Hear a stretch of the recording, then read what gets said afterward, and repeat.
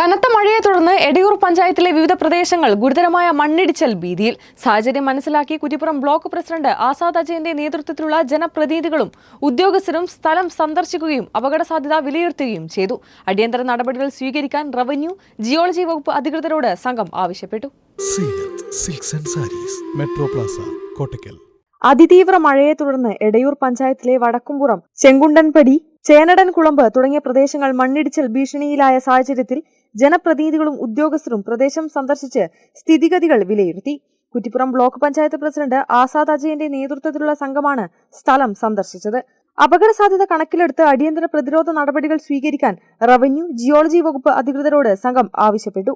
Edayur panchayat president KP Indira, vice president AK Mustafa, block standing committee chairman Rasheed Kizhisseri, block അംഗങ്ങളായ അസീസ് കോടിയിൽ, ബഷീർ മാവണ്ടിയൂർ എന്നിവരും പരിശോധനാ സംഘത്തിലുണ്ടായിരുന്നു.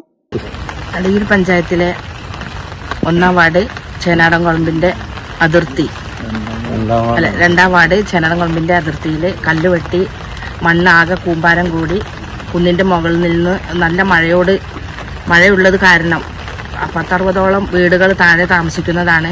അവർക്ക് ഭീഷണിയായി തന്നെ മണ്ണ് ഇടിഞ്ഞ് വീഴുന്ന മട്ടിലാണ് ഇപ്പോൾ കാണാൻ സാധ്യത.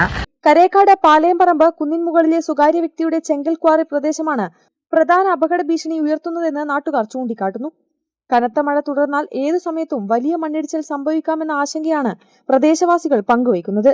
ജില്ലാ ദുരന്ത നിവാരണ അതോറിറ്റിയും ജിയോളജി വകുപ്പും സംയുക്തമായി അടിയന്തര നടപടികൾ സ്വീകരിച്ച് അപകട സാധ്യത ഒഴിവാക്കണമെന്ന് നാട്ടുകാരും ജനപ്രതിനിധികളും ആവശ്യപ്പെട്ടു. കേരള വിഷൻ, വളാഞ്ചേരി.